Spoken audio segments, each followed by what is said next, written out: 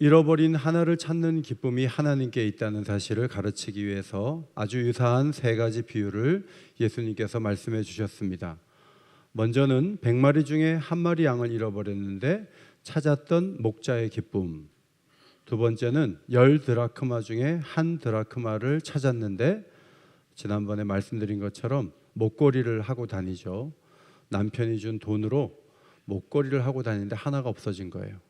그걸 잃어버리면 남편에 대한 무례가 된다는 생각 속에 끝까지 찾아냈고 너무 기뻐서 이웃들을 부르는 여인의 기쁨.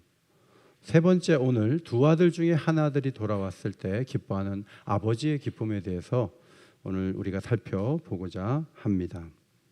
실패하고 왔고 허비하고 왔지만 아들이 돌아왔을 때 목을 안고 입을 맞추고 기뻐하는 아버지의 사랑을 보면서 이 하나님의 사랑이 우리가 알고 있는 부모님의 사랑과도 통하는 부분이 있다. 완전히 다 통하지는 않지만 통하는 면이 있다. 그 생각을 가지고 하나님의 그 크신 사랑을 또 다시 한번 마음에 새기고자 합니다. 첫 번째로 이 아버지의 사랑은 허용에서 나타났습니다. 둘째 아들이 어느 날 이렇게 말했죠. 재산을 달라고. 성경에는 없지만 돌아가시면 어차피 나눌 거 일찍 나눠주시면 좋겠습니다. 그랬던 것 같아요. 아버지가 괘씸하게 여기고 절대 안 된다. 지금 돈 주면 다 허비한다. 나는 줄 수 없다. 이렇게 하면 이 아들은 집에 갇히게 될 텐데 그저 주는 용돈 가지고 살아야 되는 상황인데 아버지가 그 얘기를 듣고 큰아들하고 작은아들에게 이렇게 나눠주는 거예요. 이 부분을 보면서 아니 아버지가 잘못됐네. 철없는 아들에게 왜 돈을 줘? 돌아가신 다음에 나눠 갔든지 어떻게 하든지 하지. 아버지가 잘못됐네. 이렇게 생각할 수도 있어요. 그러나 어떤 것을 너무 원할 때 우리도 자식들에게 그래 한번 해봐 라고 하지 않아요? 저는 성악을 공부를 하기를 원했는데 어머니가 재산도 없으시면서 한 1년 이상 레슨비를 대셨어요. 결국은 제가 너무 부족한 걸 나중에 깨닫고 나는 아니다 그렇게 접었어요. 우리 집에서도 우리 아들이 클라리넷을 하게 됐는데 우리가 클라리넷 시킬 수 있는 경제력이 안 되죠. 그래도 너무 원하고 또 그 길이 좋은 줄 알고 한번 해봐 그랬죠. 부모는 안 되는 거 알지만 너무 원하면 해주는 거 아니에요? 그게 부모의 마음이라고 볼 수 있어요. 어떤 부모는 초등학교 입학 후에 교문 건너편에 서가지고 애를 봐요. 그리고 못된 친구 사귀는가 뒤를 졸졸 따라다니면서 미행하면서 하나하나 관리하려고 해요. 여러분 숨 막혀요. 그렇게 애들을 키워가지고 애들이 잘 될 리가 없어요. 왜냐하면 실패도 하고 잘못도 하면서 판단력도 좋아지고 선택할 수 있는 능력도 키워주는 거지. 모든 옷을 부모가 다 골라주면 나이가 50이 넘어서도 자기 옷 못 고르는 거예요. 어떨 때는 어색한 옷을 입을 수 있지만 한번 입어보라는 거지. 그렇게 해줘야 자식이 잘 클 거 아니에요?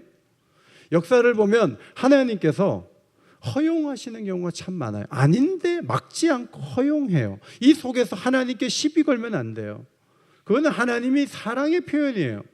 요나가 여호와의 얼굴을 피해서 다시스로 도망하려 할 때 욥바로 내려갔는데 항구 욥바에 요나서 1장 3절 마침 다시스로 가는 배가 있었어요. 여러분 하나님께서 이 다시스로 가는 배가 거기 없게 하면 되잖아요. 그래서 어쩔 수 없이 느니웨로 가게 하면 되잖아요. 그런데 하나님 그렇게 하지 않으세요. 그 배를 태우세요. 여러분 이것이 하나님이 골탕 먹이려고 그렇게 하신 것이 아니고요. 하나님이 허락해 주는 거예요. 이 속에는 사랑이 있어요. 그것을 읽을 수 있어야 합니다.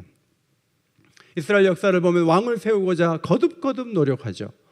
하나님은 사무엘을 통해서 백성들을 설득합니다. 야, 왕이 되면 아들들 군대로 잡아가고 딸들은 주방일 해야 되고 좋은 열매가 맺으면 왕의 신하들에게 준다고 가져가고 노비와 나귀는 너의 일을 하는 게 아니고 왕의 일을 하기 위해서 다 가져가. 그러면 왕이 있는 게 뭐가 좋은데 없는 게 낫지. 이 뜻을 전달하지만 끝끝내 안 된다는 거예요. 왕을 세워야 되겠다는 거예요. 그때 하나님이 어떻게 하셨어요? 사무엘에게 이렇게 말씀하세요. 사무엘상 8장 22절. 그들의 말을 들어 왕을 세우라. 아니지만 세워보라는 거예요. 그리고 열왕기 상하, 역대 상하라는 역사가 만들어지죠. 하나님이 아니면 막아버려야 되는데 하나님이 세우라고 하잖아요. 이게 하나님의 허용하시는 사랑이라는 것을 우리가 봐야 한다는 거죠. 베드로에게 말씀하셨어요. 베드로야, 내가 내게 말하노니 오늘 다 굴기 전에 네가 3번 나를 모른다고 부인하리라. 부인하지 못하게 어디 멀리 보내버리면 되잖아요. 이런 말씀을 하셨고, 정말 베드로는 예수님 면전에서 3번 부인했어요. 욕도 했어요. 막아버리지. 그런데 부인하는 기회를 줘요. 우리는 이것을 사랑 안에서의 허용이다, 이렇게 보는 것이 맞아요. 때를 쓴다고 다 해주진 않지만, 그래 너무 원하니까, 너무 힘드니까, 그래 여행 한번 갔다 와, 그래 알았어, 네가 원하면, 그렇게 원하면 해줄게. 이 부모가 그렇거든요. 부모는 알아요. 그렇게 가면 안 된다는 것을, 그렇게 하면 잃어버린다는 것을. 그러나 부모는 따라다니면서 간섭하기보다는, 유산 정도는 아니라 해도 많은 경우 허용해요. 자식을 향한 허용 속에는 부모의 사랑이 담겨 있어요. 그런데 문제는 부모가 항상 맞냐 하는 거죠. 부모가 틀릴 때 많아요. 저도 많이 틀리더라고요. 제가 아이들이 30이 안 돼서 결혼을 한다고 다들 그래가지고 제가 하나도 그래 결혼해라 그런 적이 없어요. 준비를 해서 해야지. 30 넘어서 해. 뭐 급한데, 아무런 준비도 안 되는데 누구 보고 하라고. 결혼하지 마, 막 그랬어요. 한 아들은 그랬어요. 그럼 사고 쳐도 돼요? 그런. 그 말에 그냥 안 되지, 안 되지. 사고 치면 안 되지. 결혼해야지. 빨리 해라. 해가지고 27, 28, 27에 다 갔어요. 네. 그런데 몇 년이 지나고 나니까 내가 틀렸어요. 막 결혼을 미루고 막고 하는 내가 틀렸더라고요. 여러분, 부모가 다 맞으면 뭐 부모 하는 대로 해야 되지만 부모님이 틀릴 때가 많아요. 그런데 중요한 것은 하나님은 틀리지 않아요. 하나님은 다 알고 계시고 더 좋은 길을 알고 계시고, 안 되면 안 되는 이유가 있고 되면 되는 이유가 있기 때문에 하라고 하신 말씀 속에 하나님의 지혜가 담겨 있고, 하지 말라고 하는 그 말씀 속에 하나님의 사랑이 담겨 있기 때문에 무조건 하는 게 맞아요. 그런데 우리는 내가 원하는 걸 하고 싶어 해요. 밀어붙여. 그때 하나님이 밀리시는 거죠. 그때 우리가 부모님이 나보다 약하구나, 하나님이 나보다 약하구나 이러고 나서는 거예요. 여러분, 그렇지 않아요. 틀린 생각이에요. 허용해 주는 그 속에 사랑이 있어요. 기다림이 있어요. 이것이 매우 중요해요. 두 번째는 실패했을 때 비로소 아버지가 생각난 거죠. 자, 돈을 받았어요. 먼 나라로 간다는 말은 아버지 손이 안 닿는 곳에 가겠다는 것이고요. 전화기가 안 터지는 곳으로 가는 거죠. 돈을 다 긁어 모아서 다 가져갔다는 것은 돌아올 생각이 없다는 것을 보여주는 거예요. 가가지고 돈 막 쓰는 거죠. 자, 이런 아들이 아버지께 편지하겠어요? 연락하겠어요? 아무 일도 안 하고 돈을 쓰는 데만 급급하고 꿈을 펼치는 데만 급급했겠죠. 자기가 모은 돈이 아닌데 아낄까요? 막 쓰는 거죠. 13절, 허랑방탕하여 그랬어요. 이것은 부사예요. 아소토스라는 단어예요. 방탕스럽게, 떠들썩하게, 그런 단어예요. 이 단어의 명사형이 아소티아라는 단어예요. 곱비 풀려 억제되지 않는 죄를 말해요. 방탕이라고 번역이 됐어요. 이 명사형이 신약성경에 3번 쓰였어요. 그 중에 하나가 베드로전서 4장 4절이에요. 앞에 보시고 같이 읽겠습니다. 시작. 이러므로 너희가 그들과 함께 그런 극한방탕에 다름질하지 아니하는 것을 그들이 이상히 여겨 비방하나. 세상이 성도들을 비방하는 이유는 자신들이 행하는 죄를 짓지 않으니까, 혼자 거룩한 척 해 보이니까 싫은 거예요. 왜 너희는 우리같이 안 해? 왜 너는 술 안 마셔? 너희는 왜 우리가 하는 거 안 해? 그래? 그러면서 우리를 공격한다는 말이에요. 그런데 그 4장 4절의 방탕이라는 단어 바로 앞에 4장 3절의 방탕의 내용이 있어요. 이게 바로 둘째 아들이 행한 잘못이에요. 음란과 정욕과 술 취함과 방탕이란 단어를 썼는데 다른 단어예요. 무슨 뜻인가 하면 술 마시며 떠드는 죄예요. 술 먹을 때 말 많이 하잖아요. 술 마시면서 막 떠드는 거, 잘난 척하고 떠드는 거, 그게 죄거든요. 향락, 술 취해서 비틀거리면서 거리를 활보하며 난장판 만드는 거예요. 나중에 돈 물어줘야 되는 거예요. 그리고 무법한 우상숭배, 이것이 방탕의 내용인데 둘째 아들이 먼 나라에 가서 행한 일로 보면 되는 거죠. 아버지 집에서는 아버지의 규례가 있고 아버지의 길이 있어요. 함부로 못해요. 억제해야 돼요. 나가서 자기 마음대로 사는 거예요. 돈을 막 쓰면서 사고도 치고 벌금도 물고 했겠죠. 친구도 많았을 거예요. 금방 빈털터리가 되었어요. 마침 흉년이 와서 매우 궁핍한 삶을 살게 되었습니다. 돈을 쓰다가 만난 것으로 보이는 친분관계에 있는 한 사람이 직장을 소개해 줬는데 그 직장은 돼지 치는 일을 하는 직장이었어요. 양식도 안 줘요. 돈도 안 줘요. 먹을 게 없어갖고 돼지가 먹는 쥐엄 열매를 먹으려고 했지만 그것은 사람이 소화시킬 수 있는 음식이 아니었어요. 그 상황에 놓이자 17절, 이에 스스로 돌이켜. 그리고 생각나는 사람이 아버지였어요. 그런데 아버지를 생각한 게 아니고 아버지의 품꾼을 생각했어요. 자기는 아들이라도 굶고 있는데 아버지 집에 있는 품꾼은 굶는 사람이 없어요. 자기는 품꾼보다 못한 삶을 사는 거예요. 계속 있다가는 굶어 죽을 것 같아.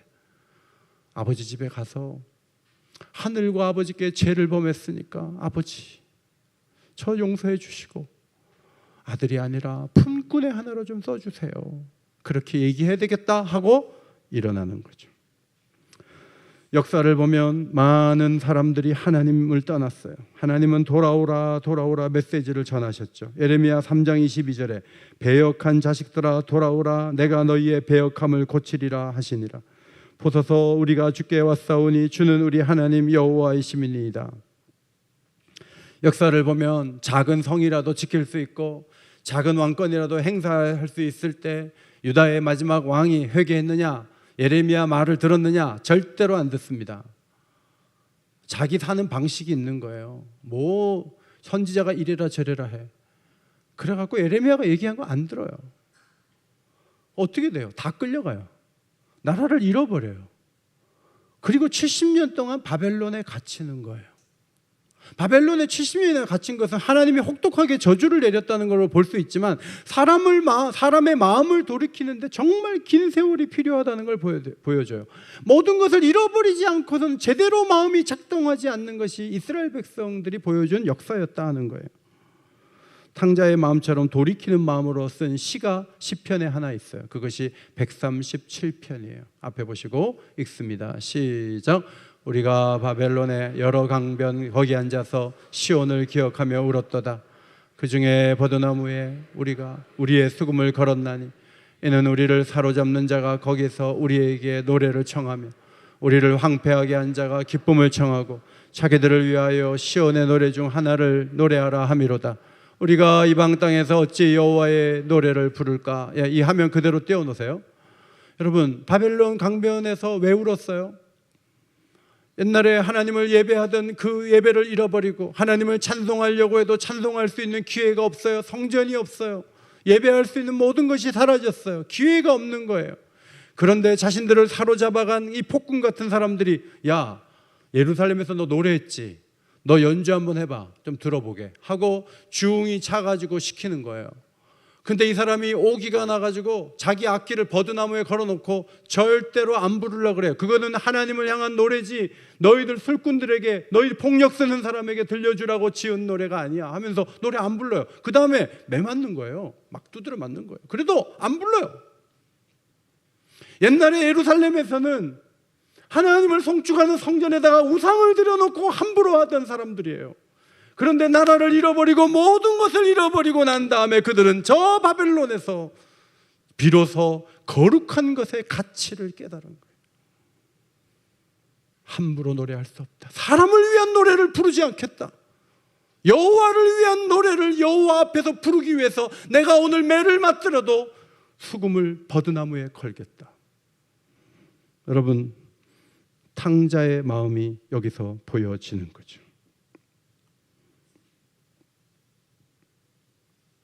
여러분, 부모님이 언제 생각나요?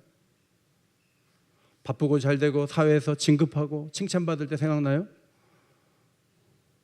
몸이 아플 때, 자식을 키우면서 애가 잠을 안 잘 때, 그때 생각나죠.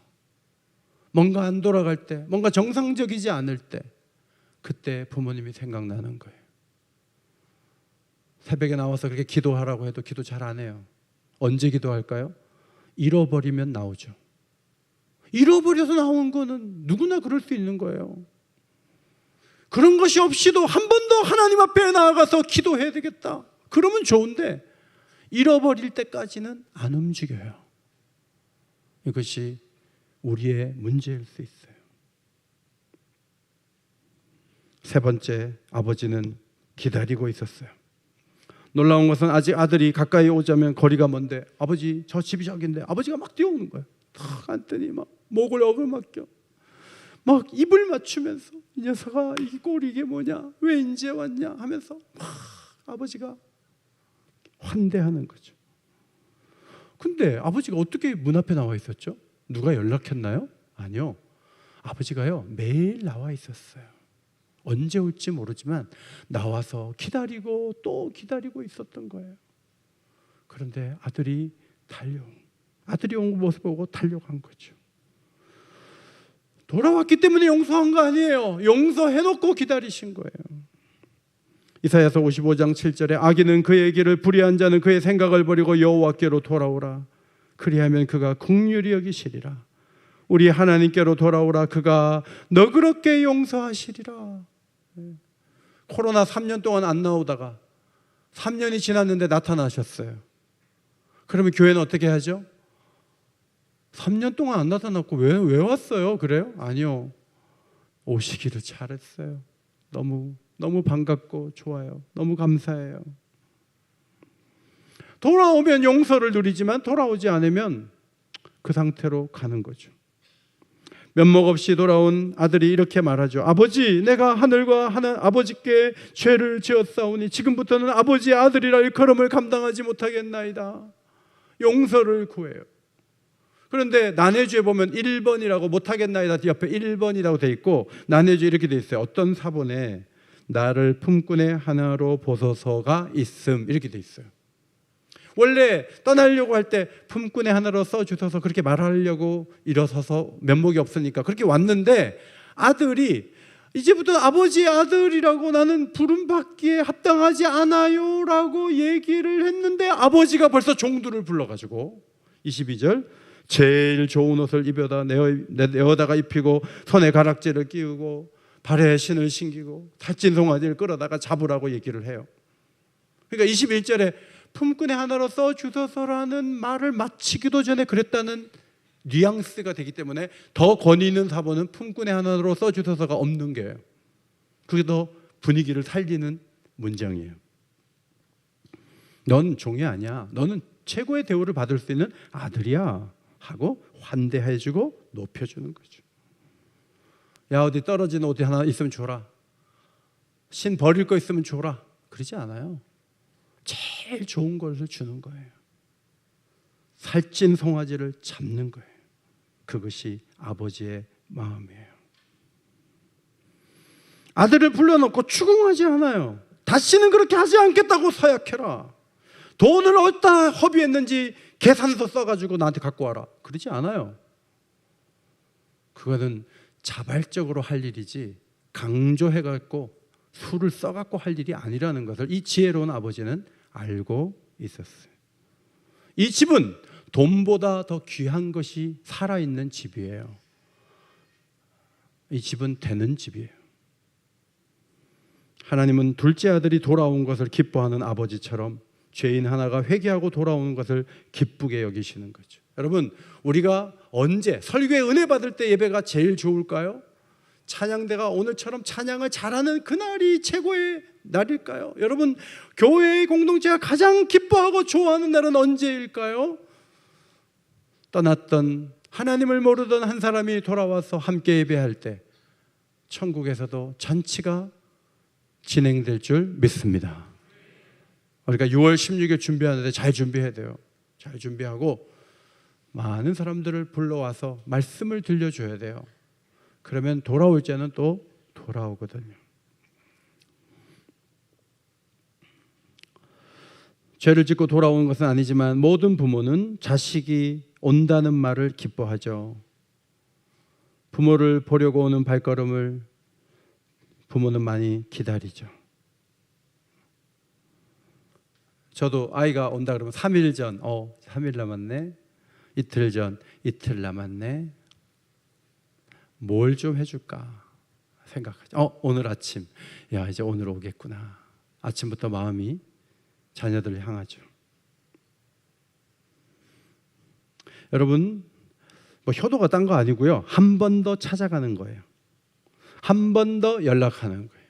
한 번 더 사랑을 표현하는 거예요. 편지도 한 번씩 써요. 한 번 더 부모님 위해 기도해 주는 거예요. 그것이 효도예요. 네 번째, 설득이죠. 형평성의 문제가 제기됐습니다. 맏아들이 밭에서 일하고 오는데 풍악 소리가 나고 막 춤추는 사람들의 소리가 들려요. 이게 뭐냐? 무슨 일이냐? 이 무슨 일인가? 예수님의 비유에 이렇게 말씀하셨어요. 이 무슨 일인가? 아니, 잔치가 있으면 장남이 모르는 잔치가 어디 있어요? 그런데 종이 대답합니다. 당신의 동생이 돌아왔고 아버지가 아무 탈 없이 돌아온 아들을 맞이하여서 살찐 송아지를 잡으라고 했습니다.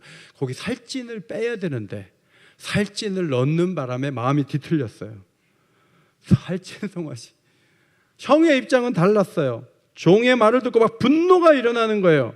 집에 안 들어가. 저녁이 되는데도 집에 안 들어갔나 봐요. 아버지가 나와서 야 들어가자. 너 왜 이러냐. 들어가자. 동생이 왔는데 얼굴 봐야지. 들어가자 하는데 속에 있는 얘기가 흘러나왔어요. 29절이에요. 내가 여러 해 아버지를 섬겨 하신 말씀을 어긴 적이 없었는데. 여러분 항상 그래요. 충성을 다한 사람들이 불만이 많죠. 그죠? 최선을 다했는데 정당하지 않다는 거죠. 말씀을 어긴 적이 없는데 나한테 염소 새끼 하나라도 준 적이 있어요? 너 친구들하고 좀 잔치 좀 해라. 네 동생은 뭐 다 갖고 왔는데 내가 이거 하나 너를 위해서 못하겠냐 하고 한 번이라도 배려하신 적이 있냐 이거예요. 그런데 살림을 창녀들 함께 먹어버린 그 아들이 돌아오는데 그 아들을 위해서 살찐 송아지를 잡아요? 아버지 정상이에요? 책임 안 지는 아들을 위해서 이렇게 책임지지 못할 행동을 아버지가 하는 거예요 지금? 따지는 거죠. 저도 어머니한테 저희 어머니 좀 과도해서 뭐 친척에 누가 뭐 어느 학교를 다니는데 네가 한번 가서 만나서 교회로 좀 인도하는 게 좋지 않겠니? 어머니 우리 교회에 지금 안 나오는 사람이 수백 명이에요. 제가 그 친척 얼굴도 몰라요. 어머니는 제가 목회에 얼마나 바쁜지 모르세요? 어머니 그렇게 말씀하시면 안 되지. 막 그러면서 제가 막 그랬던 적이 있어요. 돌아가시고 나니까 그게 다 불효한 거예요. 어머니 마음을 헤아리지 못했기 때문에. 아버지가 장남에게 말해요. 얘, 너는 항상 나와 함께 있으니. 염소 새끼는 못 받았는데 아버지는 이런 얘기를 하는 거예요. 함께 사는 게 선물이지. 이런 말 하는 거예요. 여러분 부인이 살아 있습니까? 남편이 옆에 있어요? 함께 있는 게 선물인 줄 아세요? 교우들 오늘도 주일날 만나서 이렇게 함께 있는 게 축복이에요. 언젠가 못 봐요. 만날라 그래도 만날 수가 없어요. 빨리 전화 받으세요. 아버지가 하는 말이 내 것이다 너의 것이다 그래요. 야, 너 상속자야. 정신 차려. 재산이 다 네 건데 왜 그래? 그러시는 거죠. 여러분 우리가 예수를 믿자마자 하나님 나라를 상속받았고 하나님께서는 우리에게 아버지가 되셔서 우리에게 가장 좋은 것을 물려주신 것을 보장해 주신 줄 믿습니다. 갈라디아서 3장 29절 읽어요. 시작. 너희가 그리스도의 것이면 곧 아브라함의 자손이요 약속대로 유업을 이을 자니라. 우리는 이미 상속자가 되어 천국을 유업으로 받은 하나님의 자녀들이죠. 아버지가 설명합니다. 이 내 동생은 죽었다가 살아났으며 내가 잃었다가 얻었기 때문에 우리가 나만이 아니라 우리가 즐거워하고 기뻐하는 것이 마땅해. 왜 그래? 라고 말하는 거예요. 24절 끝에 보세요. 24절 끝에 보시면 그들이 즐거워하더라. 송아지 잡아라 그랬을 때 종들이 즐거워했어요. 그런데 이 아들은 종들만도 못해. 형이라는 사람이 동생이 돌아왔는데 잘잘못 따지고 앉았어요.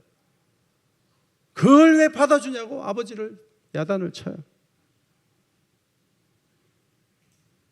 분노하는 거예요. 여러분, 우리는 끊임없이 우리 자신을 향하는 사람들이에요. 아무 일이 없을 때는 아무 일 없는 것 같지만 어떤 일이 생기면 목소리를 높이죠. 우리 주장을 굽히지 않죠. 내가 옳다는 거예요. 당신이 문제가 있다는 거예요. 그런 태도는 예수님의 그 비유 가운데 등장하는 바리새인 같아요. 토색, 불의, 간음을 하지 않고 소득의 11조를 드리나이다. 이렇게 기도하는 사람과 같은 거예요. 어른들을 야단칠 수도 있어요. 어른들이 판단력이 흐려지거든요. 어머니 그게 아니에요. 이제는 나도 50이 넘었는데 자꾸 가르치려고 그러지 마세요. 어머니. 돌아가시고 나니까 내가 틀렸어요. 그렇게 내가 다 맞지 않더라고요. 좀 들어가서 동생 한번 안아주면 안 돼? 용서해주면 안 돼? 꼭 잘잘못 따져갖고 끝까지 밀어붙여야 돼? 신앙이 좋다는 사람에게 여유가 없어요. 신앙이 너무너무 좋은데 선과 후가 정확하거든요. 거기에 은혜가 어떻게 들어가요? 그 빡빡함과 그 여유 없음 속에 어떻게 은혜가 들어가요? 앞에 나가서 좀 안아줘야지. 얼마나 힘들었냐고. 아버지와 같은 심정으로 동생을 안아줄 때 아버지도 기뻐할 텐데 아버지에게 효도 선물 따로 필요 없어요. 그냥 동생 안아주면 돼. 돈 드는 것도 아니에요. 그냥 수용하면 되는 거예요. 끝까지 안 해요. 끝까지 안 해요. 단호해요.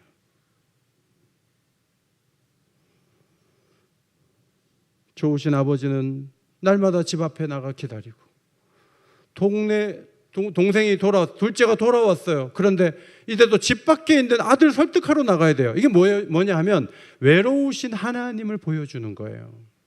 하나님 외로워요. 교회 밖에는 둘째 같은 아들들이 많고요. 교회 안에는 맏아들 같은 사람 너무 많아요. 하나님의 마음을 읽는 사람이 거의 없는 거예요. 그러니까 하나님 마음 아프신 거예요. 가정에 적용하면 부모 마음을 잘 읽지를 못해요. 저도 그랬어요. 잘하는 하지만 속으로는 자기 중심이거든요. 효는 아버지의 마음을 아는 거예요. 그리고 서로 사랑하는 모습을 보여주는 거예요. 아버지가 즐거워하는 것을 나도 즐거워하는 거예요.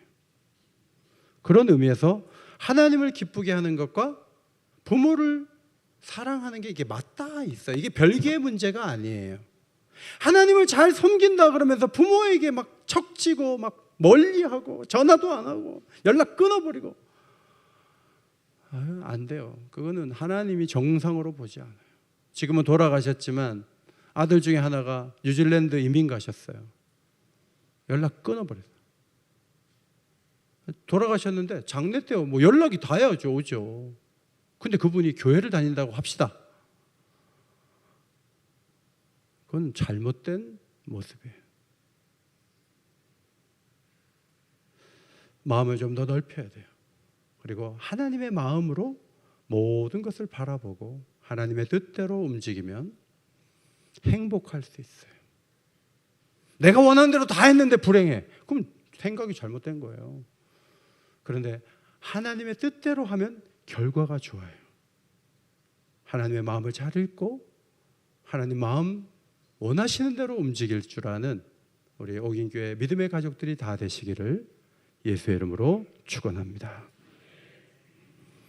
어버이날을 보내고 어버이 주일을 맞이했습니다.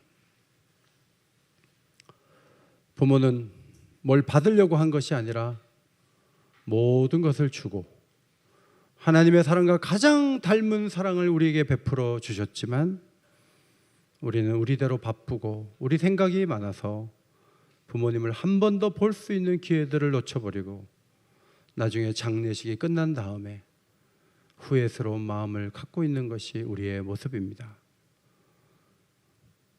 하나님 아버지에 대해서도 잘되고 평안할 때 하나님 찾으면 좋은데 탕자처럼 잃어버린 다음에 그제서야 하나님을 찾을 때가 한두 번이 아닙니다.